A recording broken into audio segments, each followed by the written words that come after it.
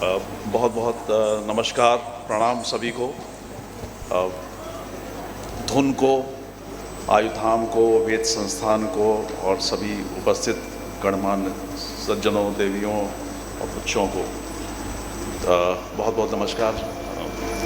मुझे आदेश ये हुआ है कि पहले मैं अपना परिचय दे दूं और उसके बाद अमित जी का आदेश है कि अपनी बात 5 से 7 मिनट में कहिए, तो मैं उसका ही पालन करूंगा और मैं बहुत लंबा चौड़ा कोई परिचय नहीं देना चाहता अपना। मेरा नाम पीयूष श्रीवास्तव है और मैंने अपने जीवन की यात्रा जो है वो बड़े कई मुकामों से होकर गुजारी है। मैंने इकोनॉमिक्स में लेक्चर था, उसके बाद मैं पत्रकार बन गया टाइम्स ऑफ इंडिया मुंबई में, और उसके बाद मैं एक ग्लास बनाने की कंपनी एरा में बड़ौदा में काम करने लगा। उसके बाद मैं एक दवा बनाने की कंपनी, जिसको आप सभी लोग जानते हैं, तब वो छोटी सी कंपनी थी सीरम इंस्टीट्यूट ऑफ इंडिया, जिसने कोविड का वैक्सीन बनाया, उनके साथ काम किया। और अंत में मैंने NIIT नाम का एक संस्थान था, वहाँ काम किया और मैंने 30 साल वहाँ काम किया। तो ये सारी यात्रा जो मैंने करी है उसमें मैं यही कह सकता हूँ कि कॉरपोरेट वर्ल्ड को छोड़ दीजिए, लेकिन मैंने ये सीखा कि बहुत दुनिया घूमी तो मैंने ये देखा और ये पाया कि किसी भी कोने में चला जाऊं, चाहे मैं अलास्का में जाऊं, चाहे मैं फ़िलीपींस में जाऊं, चाहे हिंदुस्तान के छोटे से गांव फैज़ाबाद में जाऊं, हर व्यक्ति दिल से बहुत खूबसूरत होता है। हर व्यक्ति के दिल में एक बहुत अच्छा इंसान छुपा होता है। ये बात दूसरी है कि हम लोग कैसे परिवेश में किस तरीके से उनसे बात करते हैं, किस तरह से पेश आते हैं, स्थितियाँ क्या होती हैं, तो हम लोग अलग अलग कैटेगरीज़ में लोगों को बांटते हैं कि वो ये है वो ये है, लेकिन दरअसल ज़मीन पर हर व्यक्ति एक होता है, अच्छा होता है, हर व्यक्ति अच्छी चीज़ चाहता है। धुन से मेरा जुड़ाव, अभी इन्होंने बोला, काजल शर्मा का नाम लिया। काजल शर्मा और हम दोनों ने साथ साथ थिएटर किया है बहुत साल पहले, और उनका मैं बहुत धन्यवाद देता हूँ कि उन्होंने मुझे धुन से जोड़ा और बहुत अच्छे तरीके से मैं इनके प्रयासों को देखता रहता हूँ, अपने छोटे तरीके से इनसे जुड़ता रहता हूँ।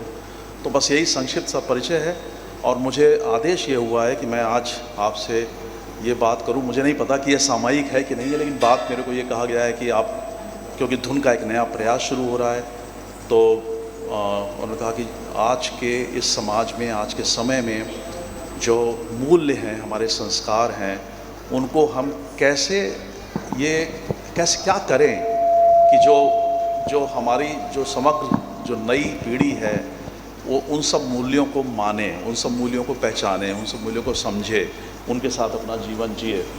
ठीक कह रहा हूँ मैं? तो दरअसल बड़ी इंटरेस्टिंग बात है ना कि संस्कार और मूल्य कोई इंजेक्शन तो है नहीं कि लगा दिया किसी को सीख जाएगा। और हम लोग कौन हैं? हम सभी लोग अपने अपने एनवायरनमेंट के बाई प्रोडक्ट हैं, अपने अपने परिवेश के प्रोडक्ट हैं। हम कैसे, कहाँ पैदा हुए, कहाँ पले, कहाँ बढ़े, क्या पढ़ा, किसके साथ रहे, वही हमारे मूल्य बन जाते हैं, वही हमारे संस्कार बन जाते हैं। तो उसको कैसे किया जाए? धुन अपना एक प्रयास कर रहा है, बड़ा नया तरीके का प्रयास है। धुन अपने आप को नृत्य में, संगीत में डूबे हुए हैं, बच्चों को वो सिखा रहे हैं, लेकिन अब ये इन्होंने जो प्रयास लिया है कि इस सब माध्यम से क्या करें कि हम ऐसे स्टेप्स लें, ऐसे कदम उठाएं कि हम मूल्यों को भी प्रतिस्थापित कर सकें। तो मुझे छोटी सी बात करनी है उसके विषय में। देखिए क्या है कि बच्चे बड़े होके क्या बनते हैं? बच्चे क्या बनते हैं बड़े होके? बच्चे वही बनते हैं जो वो देखते हैं। बच्चे वो नहीं बनते जो उनसे कहा जाता है। अगर मुझसे मेरे पिता और माँ मुझसे कह रहे हैं कि बेटा सच बोला करो, और दरवाजे पर किसी घंटी बजे और मुझसे कहा जाए कि जाओ कह दो पापा घर पे नहीं है, तो मैं कैसे सच बोलूँगा? नहीं बोल सकता। तो बच्चे हमेशा वही करते हैं जो देखते हैं, बच्चे वो नहीं करते जो कहा जाता है। सबसे पहला आई थिंक जो स्टेप होना चाहिए वो ये है, हमारे अपने आचरण में, हमारे व्यक्तिगत आचरण में हम कैसे उन मूल्यों को प्रतिस्थापित कर रहे हैं ताकि हमारे आने वाली जो पीढ़ी है उसको समझ सकें। और एक चीज़ बड़ी प्रॉब्लम है मेरे जैसे उम्र के लोगों की, जब मैं देखता हूँ कि किसी भी नए बच्चे से मिले, किसी भी अपने से उम्र के छोटे से मिले, तो बस ज्ञान देना शुरू कि हमको तो सब आता है, हम सब जानते हैं, अरे हमने ये देखा हुआ है, हम ये कर चुके हैं। वो कुछ बोले इसके पहले हमारी कहानियाँ शुरू हो जाती हैं। तो भाई संवाद एक तरफा नहीं हो सकता है, संवाद हमेशा दुतरफा होता है। और ये जो नई पीढ़ी है इसके साथ में बोलने से ज़्यादा सुनने सीखिए, सुनना सीखिए, उनको कहने तो दीजिए। कितनी हम लोग देखते हैं, आप यकीन मानिए, रात दिन आए दिन अखबारों में ऐसी खबरें पढ़ते हैं हम, जो दिल दुख जाता है कि किसी यंग बच्चे ने चूँकि वो इम्तहान में पास नहीं हो पाया या वो नहीं हो पाई, अपने जीवन का अंत कर लिया, या किसी और चीज़ में कोई निराश हो गया, नौकरी नहीं मिली, अपने को क्षति पहुंचा ली। वो क्यों हो रहा है? संवाद नहीं है, बातचीत नहीं हो रही है। बातचीत को एस्टेब्लिश करना बहुत ज़रूरी है। और एक बड़ी इंटरेस्टिंग चीज़ है जो हम सब लोगों को ये माननी चाहिए कि जो हम सब ये मान के चलते हैं कि जो आगने वाली पीढ़ी है, जो नई पीढ़ी है, वो हर पीढ़ी के साथ ये होता है, अरे तुमको कुछ नहीं पता, तुम लोग तो सब बेकार किए दे रहे हो, हमारे समय में सब कुछ अच्छा था, हम जब थे तो सब कुछ बहुत अच्छा था, अब तो तुम लोग सब बिल्कुल कूड़ेदान में डाले जा रहे। और हर पीढ़ी यही कहती है, हमको हमारे पिताजी ने कहा, हमारे पिताजी को उनके पिताजी ने कहा, हम अपने बच्चों को कह रहे हैं, हमारे बच्चे अपने बच्चों को कहेंगे, ये चलता चलेगा। तो भाई सुधार तब होगा जब सम्मान करना सीखेंगे। तो we have to respect the generation which is coming up, because their environment is very different. They are the age of information, they have everything in their hand. उनके हाथ में सब कुछ तो है जो हम कल्पना भी नहीं कर सकते थे। पहले जब मैं बड़ा हो रहा था तब कोई चीज़ पढ़नी होती थी, अगर मुझे रामधारी सिंह दिनकर को पढ़ना है, मुझे प्रेमचंद को पढ़ना है, तो मैं घर से निकलूँगा, लाइब्रेरी जाऊँगा, किताब इशू कराऊँगा, लाइब्रेरी में बैठूँगा, तब पढ़ूँगा। आज कैसे होता है? मैंने आपसे बात करी, प्रेमचंद को जानते हो? कौन प्रेमचंद? मुंशी प्रेमचंद। हाँ जानते हैं, लमही में पैदा हुए थे, हट से लमही में पैदा हुए थे। गोदान लिखी है उन्होंने, कर्मभूमि लिखी है उन्होंने। एक सेकंड में इंफॉर्मेशन का फ्लो इतना तेज़ हो गया है। तो ऐसे इस जनरेशन के साथ डील करने के लिए सबसे पहले उनको रिस्पेक्ट करना बहुत ज़रूरी है। और इसके अलावा कहते हैं ना कि जो डिजिटल वर्ल्ड है, जो हमारी ये डिजिटल वर्ल्ड में डायरेक्शन बहुत ज़रूरी है। तो बहुत बार ये हम लोग कहते हुए हम अपने आप को पाते हैं स्थिति में कि don't waste your time on screen all the time. Digital world में हमेशा इस चीज़ की रोक लगाई जाती है कि नहीं, लेकिन एक्चुअली इन्फॉर्मेशन तो बहुत है ना।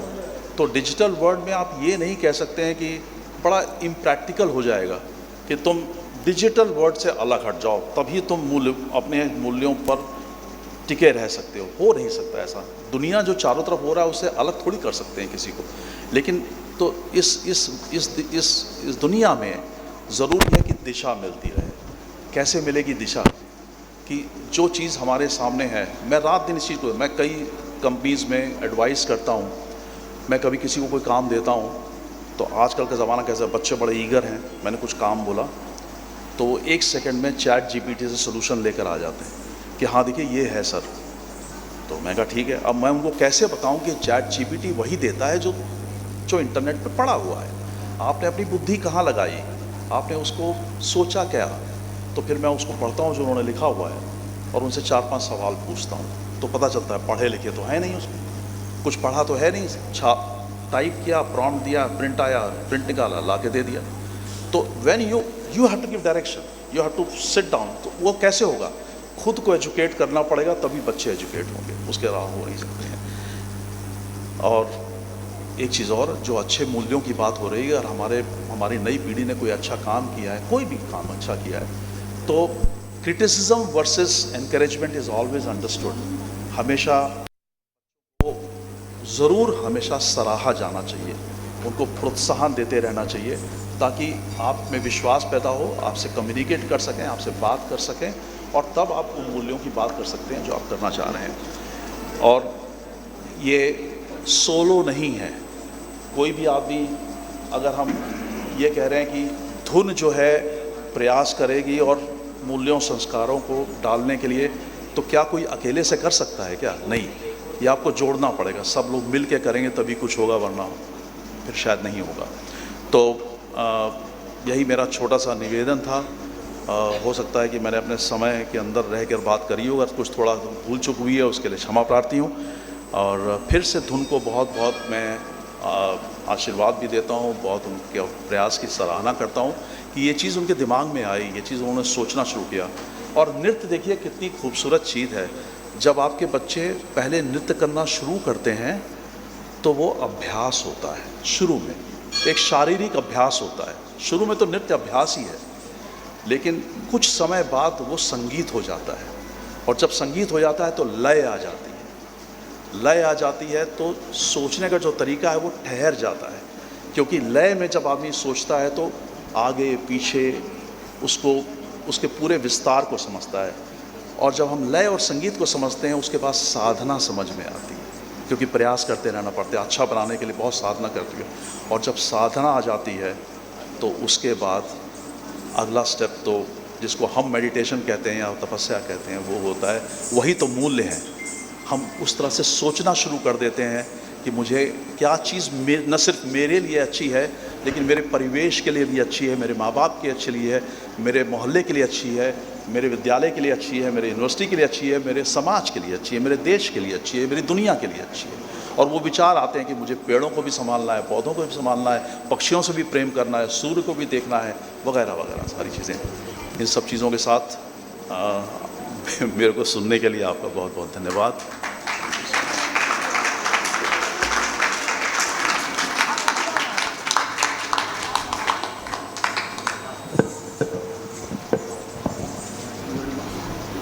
बहुत बहुत शुक्रिया। देखन में छोटी रहे, बात कहे गंभीर, ऐसा आपका परिचय है। जब हमने सर को बताया कि हम ये काम करने जा रहे हैं, आप बताइए कि क्या कैसे कर सकते हैं, तो सर आपने क्या बोला था? याद बोला था? अच्छा तो मैंने यही कहा था कि देखिए ऐसा है कि बहुत ज़्यादा मत बुलवाइएगा। जब लोग ज़्यादा बोलते हैं तो जो बोलने वाला है उसको लोगों की उबासियाँ नज़र आ जाती हैं, उसको लोगों की झपकियाँ दिखाई पड़ जाती हैं, उसको लोगों के आँखों को मोबाइल तक जाते हुए छुपती नहीं है उससे। तो मैंने उनसे यही निवेदन किया था कि देखिए ऐसी चीज़ें बोलते हैं कि देखन में छोटी लगें, घाव करें गंभीर। तो वही प्रयास होना चाहिए, थोड़ा सा बोल दो और बिल्कुल। तो ये बात बिल्कुल सही है कि इतनी ये जो सारा समाज है जो बात ये कर रही है, दरअसल ये तो है तो बात सही कि आप इतनी आंधी चल रही है, इतना परिवर्तन हो रहा है, प्रतिदिन परिवर्तन हो रहा है। उसके अंदर आप कह रहे हैं हम दिया जलाएंगे और दिया जला के रखेंगे और उस आंधी में रोशनी पैदा करेगा। सुनने में तो असंभव लगता है कि लगता है कि हो नहीं सकता, लेकिन इतिहास गवाह है कि इसी देश ने एक गांधी पैदा किया जो नंगे बदन जाके महारानी एलिजाबेथ से मिलने का साहस रख सकता था। वो थी ना उस आंधी में दिए वाली बात। या एक नौजवान, सोचिए सिर्फ 22 साढ़े 22 साल का लड़का, उससे चंद्रशेखर आज़ाद कहते हैं कि मैंने बम की तैयारी कर ली है, मैं लाहौर में जेल में बम को डालूंगा और तुमको बचाने के लिए हम प्रयास करेंगे, तुमको निकाल लेंगे वहाँ से। भगत सिंह कहते हैं नहीं, मेरे जीवित रहने से हिंदुस्तान में वो परिवर्तन नहीं आएगा जो मेरे मर जाने से आएगा। 22.5 साल का लड़का ये कह रहा है। थी ना दिए की बात जो आंधी में कही गई थी, और आज हम सब गवाह हैं, उनके पूछते हैं। तो यही चीज़ है, आपने बहुत अच्छा प्रयास किया है। Thank you so much. बहुत बहुत शुक्रिया सर, आपके यहाँ पधारने के लिए, अनमोल समय देने के लिए। एक बार जोरदार तालियों से सर का स्वागत।